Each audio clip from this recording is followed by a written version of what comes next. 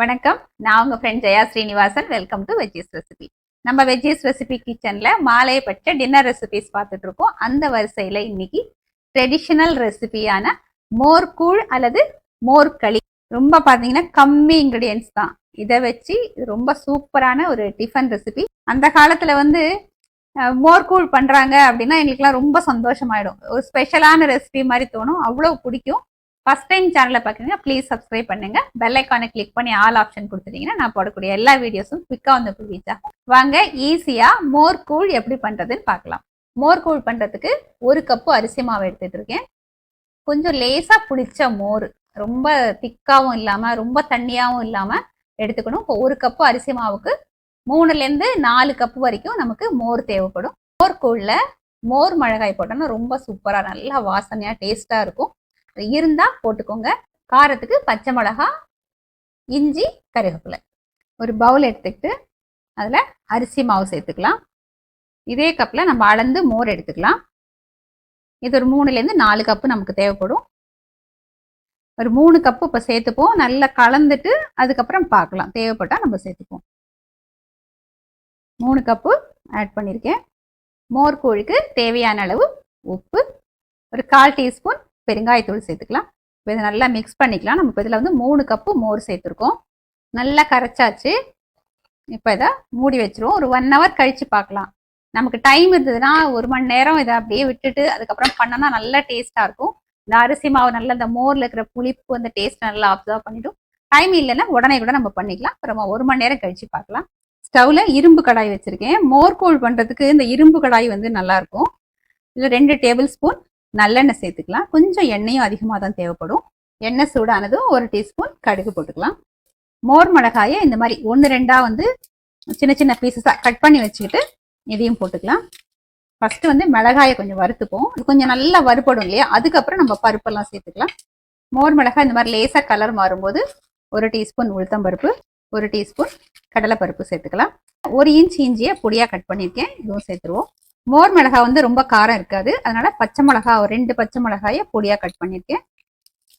1/4 teaspoon பெருங்காயத்தூள். இதை நல்லா ஃப்ரை பண்ணிக்கலாம். பருப்பு நல்லா செவந்து வரணும். மோர் மிளகாய் இன்னும் கொஞ்சம் கலர் மாறணும். பாருங்க, பருப்பெல்லாம் நல்லா செவந்து வந்தாச்சு. மோர் மிளகாயும் நல்லா வறுபட்டாச்சு. இப்போ இதில் 1 டீஸ்பூன் ஜீரகம் சேர்த்துக்கலாம். கொஞ்சம் கருவேப்பிலை.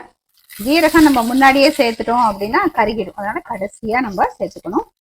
ஸ்டவ் ஃப்ளேமை சிம்மில் வச்சுட்டு அரிசி மாவை மோரில் கலந்து வச்சுருக்கோம் இல்லையா, அதை ஒரு தடவை நல்லா கலக்கி விட்டு இதில் விட்டுடலாம். நல்லா அப்படி கிளறிக்கிட்டே இருக்கணும்.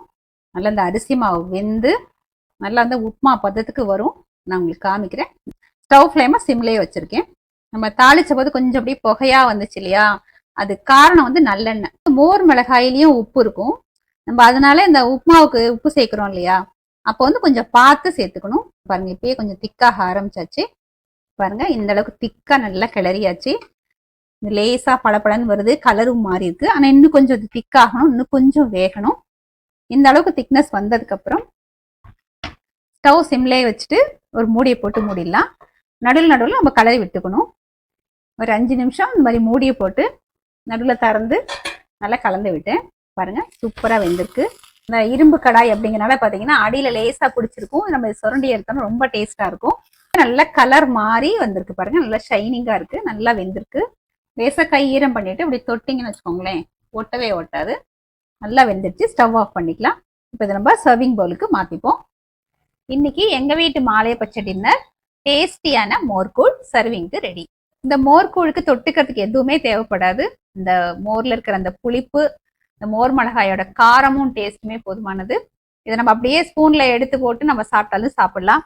அப்படி இல்லைன்னா இந்த மாதிரி பீஸ் பீஸா கட் பண்ணிக்கலாம். நம்ம மைசூர் பாக்கெல்லாம் கட் பண்ணோம் இல்லையா, அந்த மாதிரி கட் பண்ணிக்கலாம். பாருங்க, அழகா இந்த மாதிரி பீஸா எடுக்க வந்துடும். இப்படியும் சர்வ் பண்ணிக்கலாம். வாங்க மோர் கூழை டேஸ்ட் பண்ணி பார்த்துடலாம். எவ்வளவுதான் புது புது ரெசிபிஸ் நம்ம பண்ணாலும், எவ்வளோ நம்ம டேஸ்ட் பார்த்தாலும், அந்த காலத்து ரெசிபி, இந்த ட்ரெடிஷ்னல் ரெசிபிக்கு ஈடாகாது. அந்த அளவுக்கு ரொம்ப டேஸ்டா இருக்கு. லேசா அந்த மோரோட புளிப்பு, மோர் மிளகாயோட அந்த வாசனை, இந்த அரிசி மாவு எல்லாம் கலந்து ரொம்பவே சூப்பரா இருக்கு. அந்த வாய்க்கு டேஸ்ட்டும் இல்ல, மனசுக்கு ஒரு மாதிரி திருப்தியா இருக்கும் இந்த மாதிரி ஃபுட்டு சாப்பிடும்போது. சிம்பிளான டேஸ்டியான ரெசிபி. அந்த காலத்துல பாத்தீங்கன்னா எல்லார் வீட்லயும் அரிசி மாவு இருக்கும். இந்த மோரும் வந்து இப்ப நம்மள மாதிரி ஃப்ரிட்ஜ் அதுல வைக்கிறோம் அப்படின்லாம் இல்லைல்ல.